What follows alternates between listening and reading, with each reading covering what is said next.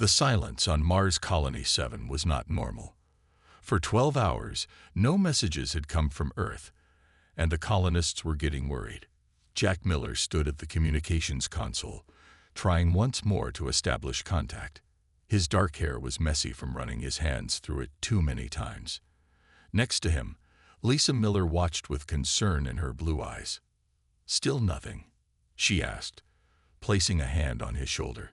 Jack shook his head. "The system says it's working fine. Something must be wrong on Earth's end." Lisa nodded and checked her watch.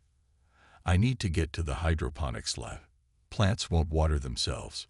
She kissed his cheek. "Let me know when you hear anything."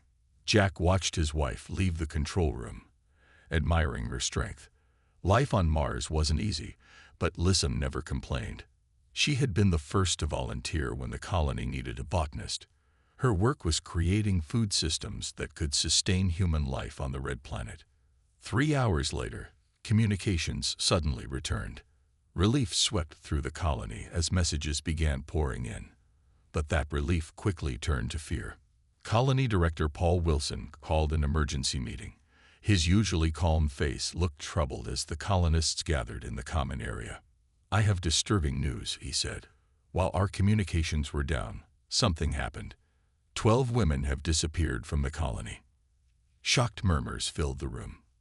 There were only 30 women in the entire colony of 70 people. "What do you mean, disappeared?" a man asked. Wilson played the security footage on the large screen. It showed strange lights outside the women's quarters. Then shadowy figures moved through the halls, tall, thin shapes that didn't move like humans. The footage became distorted, and when it cleared, the rooms were empty. Jack felt his heart stop. Lisa was working late in hydroponics. "Is she?" Wilson nodded grimly. "I'm sorry, Jack. Lisa is among the missing." The room spun around Jack. He stumbled out of the meeting, needing air, though on Mars that meant going to the oxygen garden. His mind raced with questions. Who would take Lisa? Why? The next day, Jack went to their quarters. Everything was as Lisa had left it. Her coffee mug half full, her tablet still displaying plant growth charts. On her desk sat the small rock he had given her when they first landed on Mars. He picked it up, and something caught his eye. Next to where the rock had been was a small metallic fragment that didn't look like anything from their colony. Jack took the fragment to Sam Green, the colony's engineer. "I've never seen anything like this," Sam said, examining it under a microscope. "It's not made from any material we use. And look at these markings. They're not machine-made. At least, not by our machines." Jack stared at the fragment. "You think it's—" "I'm not saying it's alien," Sam said carefully. "But it's definitely not ours." When Jack reported the fragment to Director Wilson, he expected action. Instead, he got resistance. "The United Earth Defense Force has been notified," Wilson said. "They're sending investigators, but they're treating this as a sabotage case, not an alien abduction. But the footage could be faked. The UEDF thinks this might be the work of the Free Mars movement."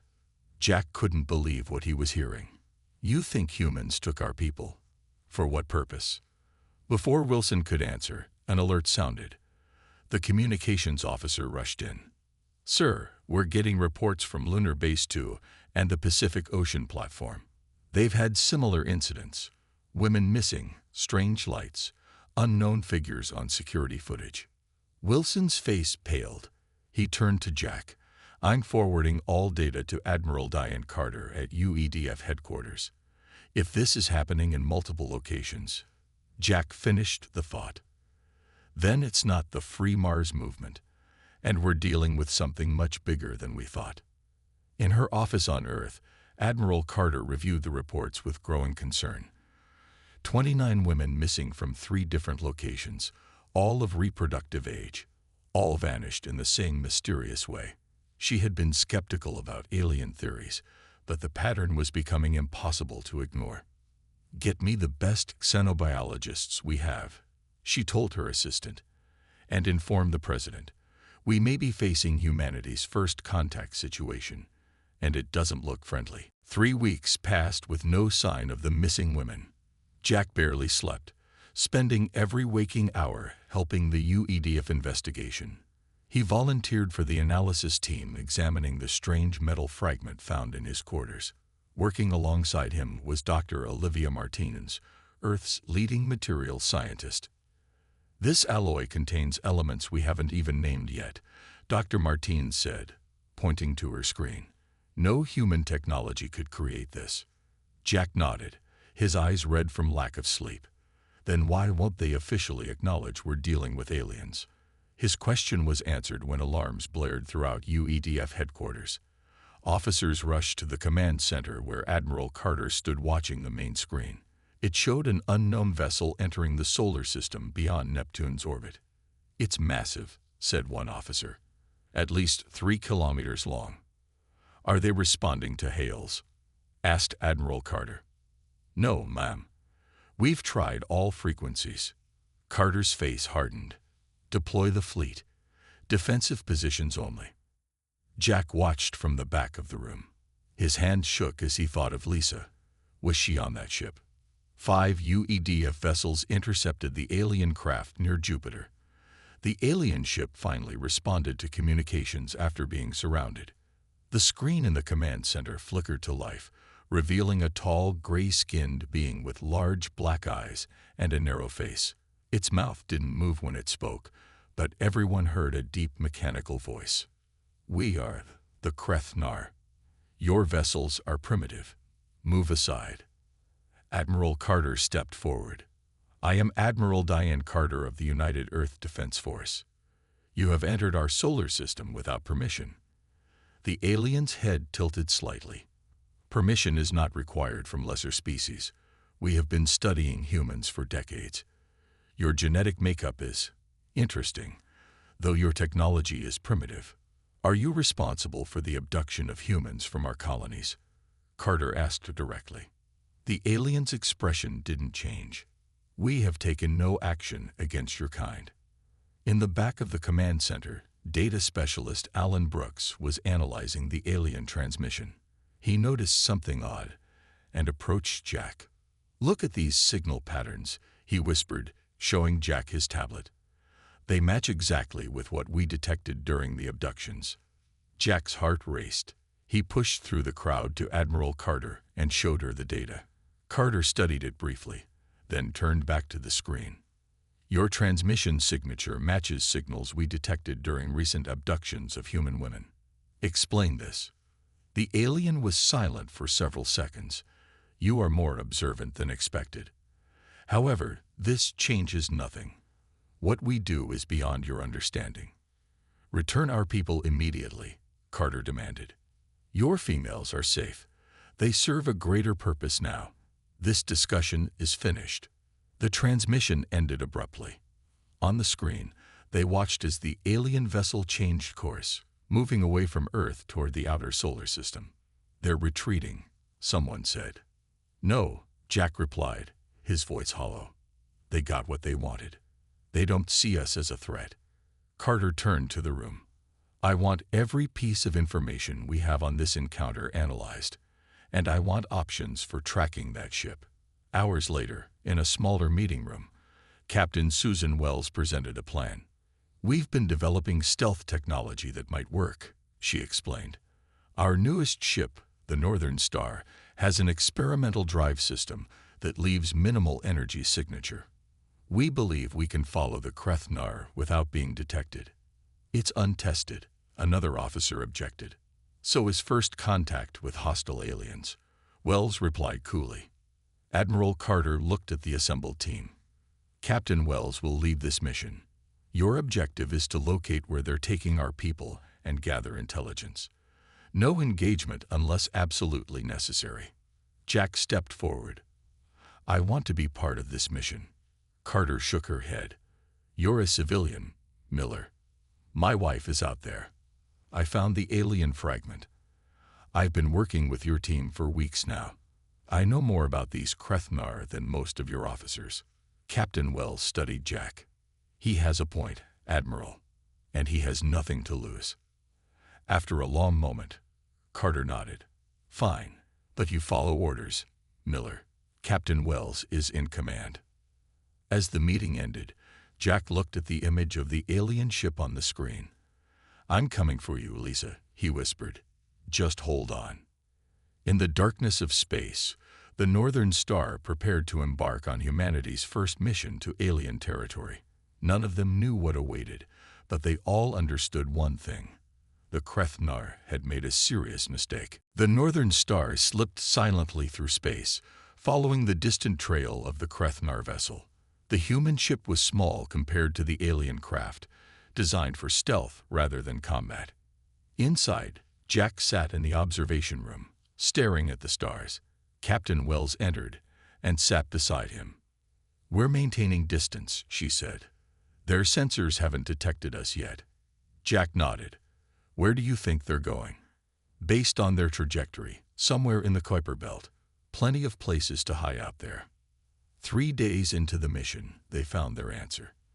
The alien ship approached what looked like a small, icy planetoid. But as they watched, a section of the surface slid open, revealing a massive hidden base.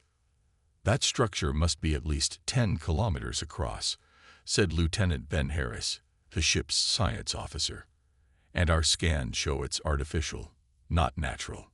Captain Wells ordered the Northern Star to hold position behind a nearby asteroid. Can we get any readings from inside? Lieutenant Harris worked at his console. Difficult, but not impossible. Their shielding technology has some gaps our newer sensors can penetrate. Hours later, the crew gathered to view the results. The images were grainy but clear enough to see large laboratory spaces with medical equipment. And in one section, they could make out human forms in transparent chambers. They're alive, Jack whispered, leaning forward. All of them. Captain Wells studied the images, approximately 30 chambers. That matches the total number of women reported missing. Look at this, Lieutenant Harris said, highlighting one area. These readings suggest they're all in some kind of suspended animation. Minimal brain activity, slowed vital signs. Jack searched the fuzzy images desperately for Lisa but couldn't make out individual faces. Why are they keeping them alive? What do they want? Harris pointed to another section of data. We're detecting unusual scanning equipment focused on reproductive organs and genetic markers. I think they're studying them. Maybe. Experimenting. Jack's hands curled into fists. We need to get them out. Now. We can't just storm an alien base, Captain Wells said firmly. We're one small ship against who knows how many Krethnar. Then what? We just watch. We gather intelligence and return to Earth. Admiral Carter needs to know what we found. Later that night, Jack couldn't sleep. He reviewed the scanned data repeatedly until he noticed something strange in one of the images. He rushed to find Lieutenant Harris. Look at this chamber here, Jack said, pointing to his screen. The woman inside is moving differently than the others. Harris enhanced the image. You're right. She's not completely sedated. Her brain activity is higher too. Jack felt his heart race.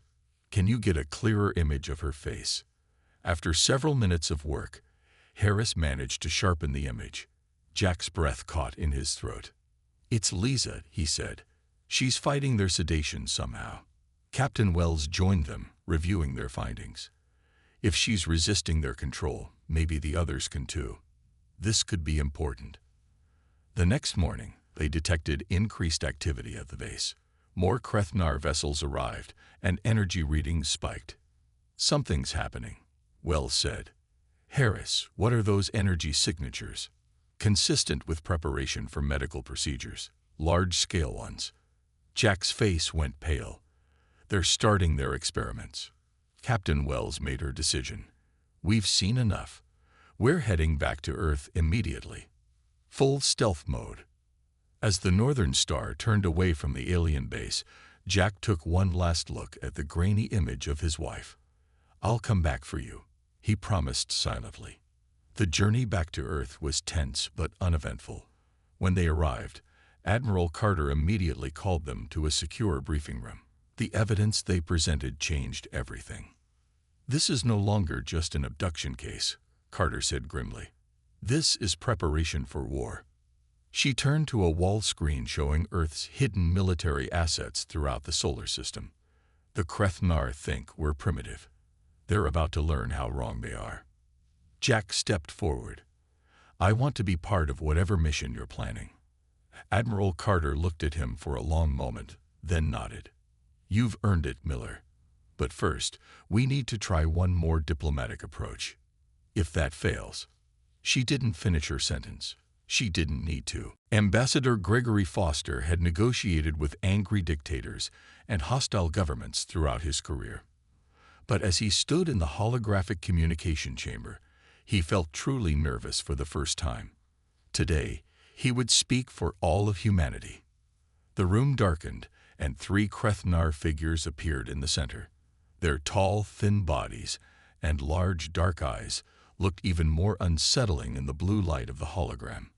"I am Ambassador Foster, representing the United Earth Government," he began. The central Krethnar spoke without moving its mouth. "I am High Commander Zorix of the Krethnar Collective. Your request for communication is unusual. Lesser species rarely address us directly." Foster maintained his diplomatic smile despite the insult. "We wish to discuss the return of our people. 30 women have been taken from various human outposts. We have confirmed they are being held at your facility in the Kuiper Belt." "You have been observing us," Zorix stated. "Impressive for your technology level." "We are more capable than you might think," Foster replied. "We ask for the immediate return of all abductees."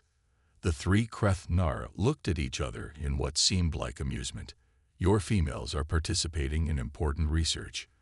Their genetic material has properties of great interest to our scientists." In the observation room, Jack watched the exchange with Admiral Carter and her senior staff. His hands gripped the edge of the table so hard his knuckles turned white. "They talk about them like they're lab rats," he whispered. On screen, Foster continued. "Taking our people without consent is unacceptable. It violates basic principles of respect between civilizations." "Consent?" Zorix tilted his head. "Do you seek consent from the animals you use in your laboratories? We have studied your history. You harvest lesser species for your benefit constantly. These are not animals. They are human beings. The distinction is not relevant to us. However, we are willing to offer an exchange." The alien gestured, and a holographic display of advanced technology appeared. "We will provide these technological advancements in exchange for breeding rights to your females." A shocked silence filled both rooms. Foster struggled to maintain his composure. "That is completely unacceptable. We will not trade our people for any technology." The Krethnar seemed genuinely puzzled. "Your emotional attachment is inefficient. We have conducted similar operations on 12 other worlds with pre-interstellar civilizations. None could prevent our work." In the observation room, Admiral Carter had heard enough. She nodded to her communications officer. "Ambassador Foster, please inform the Krethnar that we reject their offer completely and demand the return of our people within 24 Earth hours. After that time, we will consider their actions an act of war." Foster relayed the message. The Krethnar showed no reaction for several seconds. "War," Zorix finally said. "Your species has barely left its own planet. Your technology is centuries behind ours. This threat is amusing. Nevertheless, it stands," Foster replied firmly. Zorix studied the human with new interest. "Your species is more irrational than our studies indicated. We will continue our research as planned.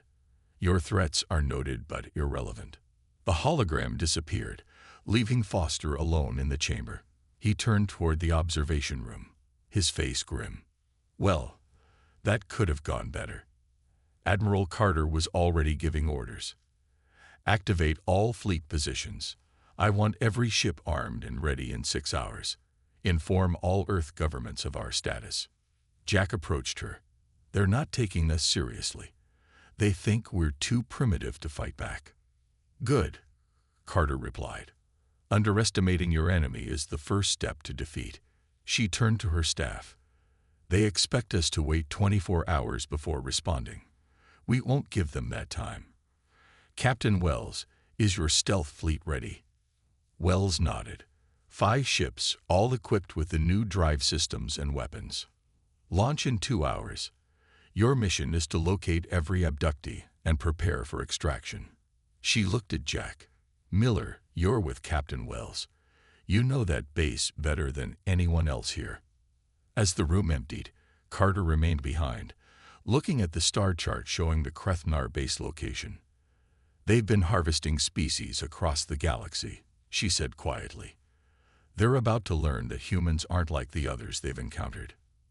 Earth was going to war, and for the first time in human history, all nations moved as one against a common enemy. For decades, Earth had secretly prepared for the possibility of alien contact. Hidden bases on the Moon, Mars, and throughout the asteroid belt housed weapons systems and military craft unknown to the general public. Admiral Carter had now activated them all. Jack underwent rapid combat training alongside the elite soldiers of Captain Wells' team. Despite being a civilian, he picked up the skills quickly, driven by thoughts of Lisa. Your determination is impressive, Captain Wells told him as they finished another training session. Most civilians would be overwhelmed. Jack lowered his practice weapon. I worked security on Mars before becoming a communications specialist, and I have good motivation. In another part of the base, the greatest scientific and military minds on Earth were developing a battle strategy. Dr. Olivia Martinez had been studying the fragment of alien technology day and night.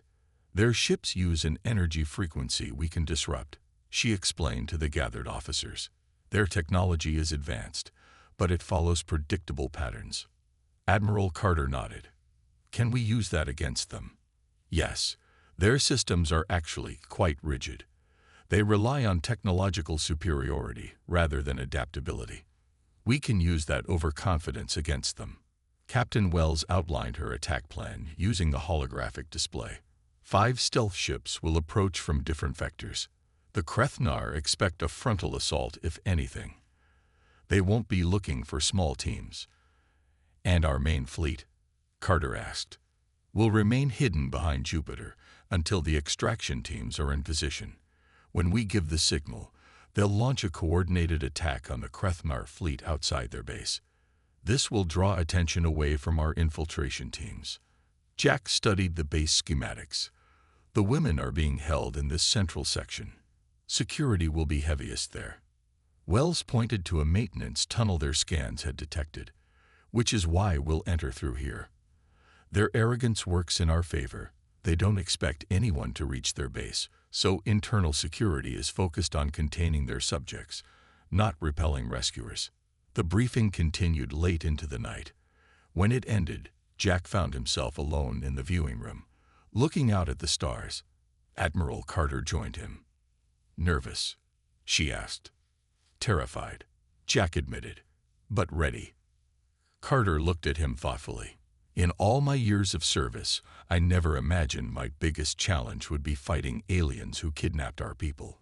Life takes strange turns. Why me? Jack asked suddenly. Why allow a civilian on this mission when you have trained soldiers? Because you have something they don't, Carter replied.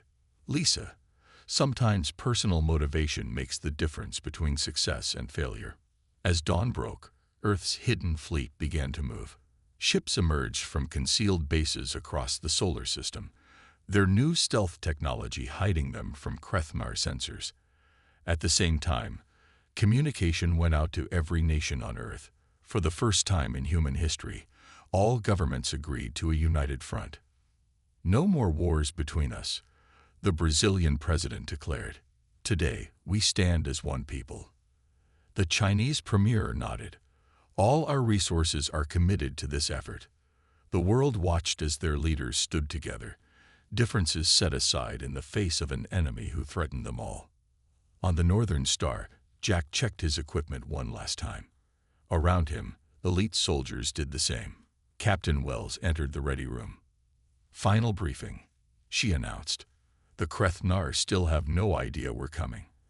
Our intelligence shows they've actually reduced their defensive posture, believing our 24-hour ultimatum means we're still debating what to do."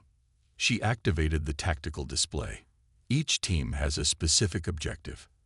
Alpha Team will secure the main laboratory. Beta Team will handle the containment cells.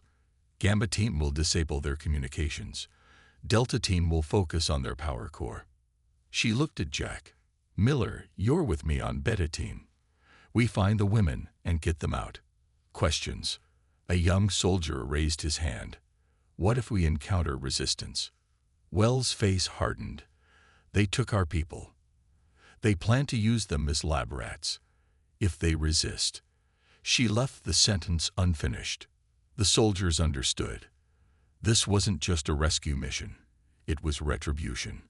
As the ships prepared to depart, Admiral Carter's voice came over the communicator. "Remember, we're not just fighting for the abducted women. We're sending a message to the entire galaxy. Humanity will not be harvested. Humanity will not be experimented on.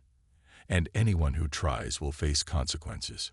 The fleet launched into the darkness of space, carrying humanity's answer to the Krethnar's arrogance. The 5 stealth ships approached the Krethnar base from different directions, their new drive systems leaving no energy trail to detect.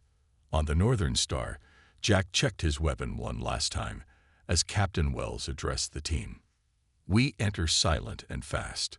The Krethnar don't expect us, but their technology is still advanced. Stay focused on your objectives." The ship slipped into the shadow of a small asteroid near the base.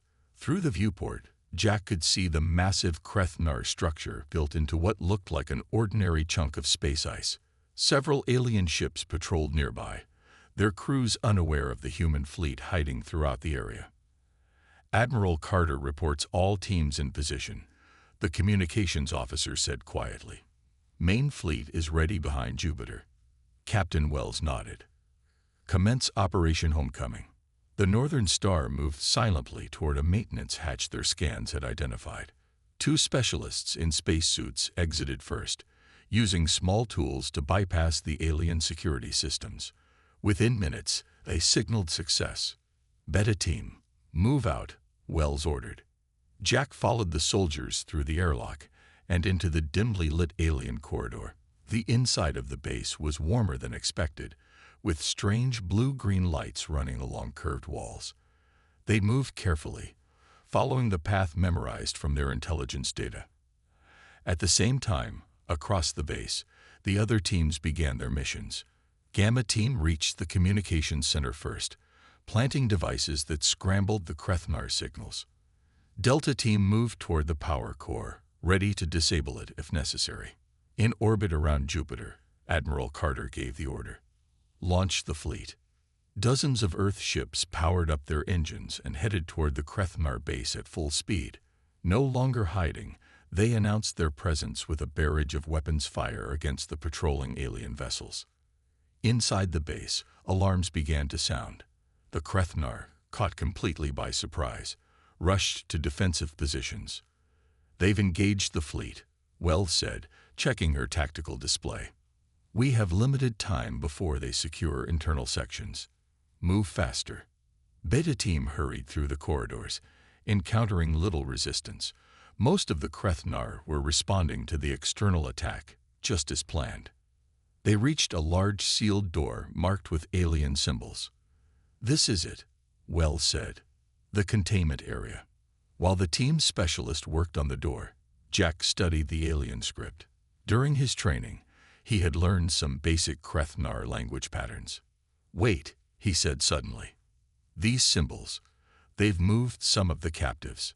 This indicates a transfer section." Wells frowned. "Where?" "I think to their main ship. But not all of them." The door slid open, revealing a large chamber with rows of transparent tubes. Inside each tube floated a human woman, connected to various monitoring devices. Jack moved through the rows, desperately searching for Lisa. "Over here," called one of the soldiers. "They're alive but sedated." Wells organized the team to begin disconnecting the women from the alien equipment. Careful with those tubes. We don't know what they're pumping into them. Jack continued searching until he reached the last row. There, in a tube marked with different symbols than the others, he found Lisa. Unlike the other women who floated peacefully, Lisa's face showed tension, her fingers twitching against the glass. "I found her," he called out. "She's fighting the sedation somehow." As he worked to open her tube, a loud explosion shook the base. Through their communications, they heard from Alpha Team. "We've secured the main lab. You won't believe what we found. They've been collecting genetic samples, trying to merge them with their own DNA. The Krethnar are conducting some kind of breeding program." Wells directed her team as they freed more women from the tubes. "How many total?" 26 here," reported a soldier. "According to our intelligence, there should be 30. Jack helped Lisa from her tube, supporting her as she struggled to stay conscious. Her eyes flickered open briefly. "Jack," she whispered. "You came." "Always," he said, holding her tightly. Wells checked her tactical display again. 4 missing. Likely moved to the mothership as Miller suggested. Another explosion rocked the base. Admiral Carter reports the Krethnar fleet is in disarray. They weren't prepared for our level of firepower. As Beta Team prepared to evacuate with the rescued women, Lisa gripped Jack's arm. "Listen," she said weakly. "The others, on the ship. They took Annie, Kate, Samantha, and Laura because they showed resistance to their control. We've been fighting back, sabotaging their tests when we could." Jack looked at Captain Wells. "We can't leave without them." Wells nodded grimly. "Change of plans. Beta Team will complete evacuation. Miller, you're with me. We're going after that mothership." The Krethnar mothership was enormous, at least 5 times larger than Earth's biggest vessel. Captain Wells and Jack, along with a small team of soldiers, approached in a captured Krethnar shuttle. The battle outside raged as Earth's fleet engaged the alien ships with surprising effectiveness. "Their weapons are powerful, but their tactics are rigid," Wells observed, watching the battle through the shuttle viewport. "They don't adapt quickly." The shuttle docked with the mothership using codes they had taken from the base. Inside, the corridors were wider and the lighting brighter than the base. They moved cautiously, following directions from the tactical map created using data Lisa had provided before they left. "The research section should be 2 levels up," Jack said, checking the map. According to Lisa, that's where they would take the resistant subjects. They encountered few Krethnar, as most were occupied with the fleet battle. Those they did meet were quickly subdued. The aliens, unused to direct combat, fell easily to human soldiers trained in close-quarters fighting. When they reached the research level, they found a large laboratory with advanced equipment. In the center of the room, a Krethnar scientist worked frantically at a control panel. 4 transparent chambers lined the wall, each containing one of the missing women. Wells signaled her team to take positions. On her mark, they entered the laboratory, weapons raised. The Krethnar scientist spun around, his large eyes widening further in surprise. "Humans? Here. Impossible. Step away from the controls," Wells ordered. Instead, the alien pressed a series of buttons. Alarms began to sound. One of the soldiers fired, hitting the alien in the shoulder. The Krethnar stumbled back, a look of shock on his face. "You damaged me," he said, seeming more surprised than pained. Jack moved to the chambers, checking on the women inside. "They're alive, but their vital signs are different from the others we found." Wells kept her weapon on the wounded scientist. "What have you done to them?" The Krethnar looked at the humans with a new expression, something like fear mixed with curiosity. "You should not be here. You should not have weapons that can harm us. Your technology is primitive." "Clearly not as primitive as you thought," Wells replied. "Answer the question." The alien scientist seemed to reconsider his options. "These females showed unusual neural resistance to our control methods. We were studying how to overcome this resistance." Jack worked on opening the chambers while Wells continued questioning the alien. "Why are you taking our women? What is the purpose of these experiments? The Krethnar hesitated, then spoke slowly. Our species is dying. We have engineered our genetics for too long, selecting traits we considered superior. Now our birth rates decline each generation. And our women are what? Breeding stock? Wells asked angrily. Your species has remarkable genetic adaptability, something we have lost. Human females show particular regenerative capabilities in their reproductive cells that could save our people. Jack had managed to open the first chamber. The woman inside, Annie according to the label, was beginning to wake up. So you steal women from other planets to fix your genetic mistakes. We have done this for centuries, the Krethnar replied. No species has ever followed us. No species has ever fought back, effectively. Wells studied the alien with cold eyes. You made a critical mistake with humans. We don't abandon our people. The last chamber opened, and all 4 women were now free. They were weak but conscious. Captain, called one of the soldiers monitoring the battle outside. Admiral Carter reports they've captured a Krethnar commander. The alien fleet is in retreat. Wells nodded. We're leaving. Bring the scientist. Admiral Carter will want to question him. As they prepared to depart, Jack noticed something on the laboratory screens. He stopped, studying the data displayed. Captain, look at this, he said. These aren't just experiments for breeding. They're trying to create hybrids. Human Krethnar hybrids. The scientist, now their prisoner, looked at Jack with surprise. You can read our language. Enough, Jack replied. What I'm seeing here, this isn't just about fixing your genetics. You're trying to become us.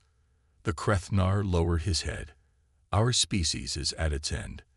These measures are our last hope. Wells looked at the alien with a mixture of disgust and pity. There are better ways to ask for help than abducting innocent people. As they left the mothership with their rescued captives and alien prisoner, Jack wondered what this revelation would mean for the coming conflict. The Krethnar weren't just arrogant invaders. They were desperate survivors. The Northern Star returned to Earth with the rescued women, the captured Krethnar scientist, and critical information about the alien species. Earth's military leaders gathered in Admiral Carter's command center to decide their next steps. Jack stood beside Lisa, who had recovered enough to join the meeting. Though still weak, she had valuable insights about the Krethnar from her time in captivity. They're not just desperate, Lisa explained. They're dying. Their genetic manipulation over centuries has led to reproductive failure. Most of their children are born dead or severely deformed. The captured scientist, who had identified himself as Krell, sat under guard in the center of the room. He looked around at the humans with a mixture of fear and curiosity. Your species has confused us, Krell admitted. No other civilization has mounted such an effective resistance. We believed we were helping lesser species evolve by incorporating their genetic material. Admiral Carter's face remained stern. By kidnapping and experimenting on them without consent. The concept of consent is new to us, Krell replied. We have always taken what we needed for survival. Jack stepped forward. But that approach has failed. Your people are still dying. The room fell silent as the Krethnar scientist lowered his head. Yes, this is why our supreme leader authorized more aggressive measures. The human Krethnar hybrid program was our final hope. On the main screen, reports showed that the Krethnar fleet had regrouped but remained at a distance. Their mothership had withdrawn to the outer solar system. They're waiting, Admiral Carter said, trying to decide if we're worth fighting or not. Captain Wells studied the tactical display.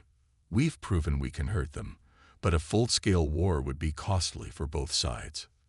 Jack looked at Lisa, then at the alien scientist. An idea had been forming in his mind since learning the truth about the Krethnar situation. What if we offered another solution? He said. All eyes turned to him. The Krethnar need genetic diversity to survive. We need our people returned and a guarantee that no more abductions will occur. Admiral Carter frowned. What are you suggesting, Miller? Cooperation instead of war. Voluntary scientific exchange. We help them with their genetic problems in exchange for technology and a peaceful relationship. Krell looked up, his large eyes widening. You would help us? After what we've done? Not without conditions, Jack replied firmly. All human captives must be returned immediately. Your people must agree never to abduct any sentient species again, and you share your advanced technology with us. Lisa nodded in agreement. During my time as their captive, I learned that their approach to genetics is flawed.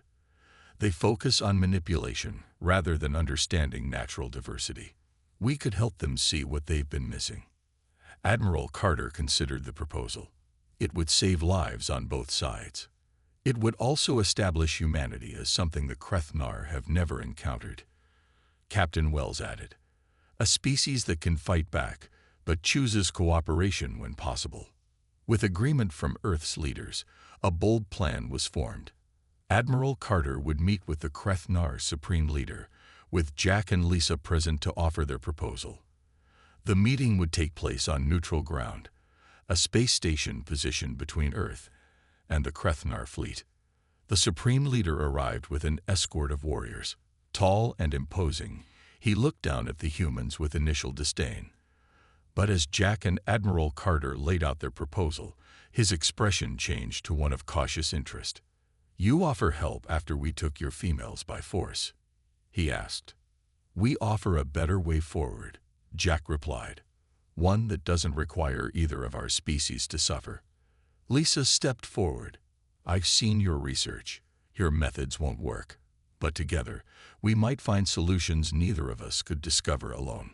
After hours of tense negotiation, an agreement was reached. The Krethnar would return all captives and cease their harvesting program. In exchange, Earth would establish a joint scientific effort to address the Krethnar genetic crisis.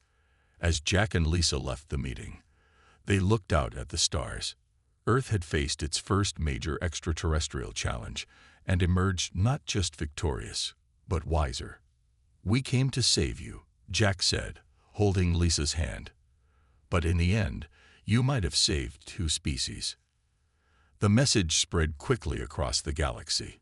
Humans were not to be taken lightly. They would fight with unexpected ferocity to protect their own. But they could also show surprising wisdom when offered the chance for peace.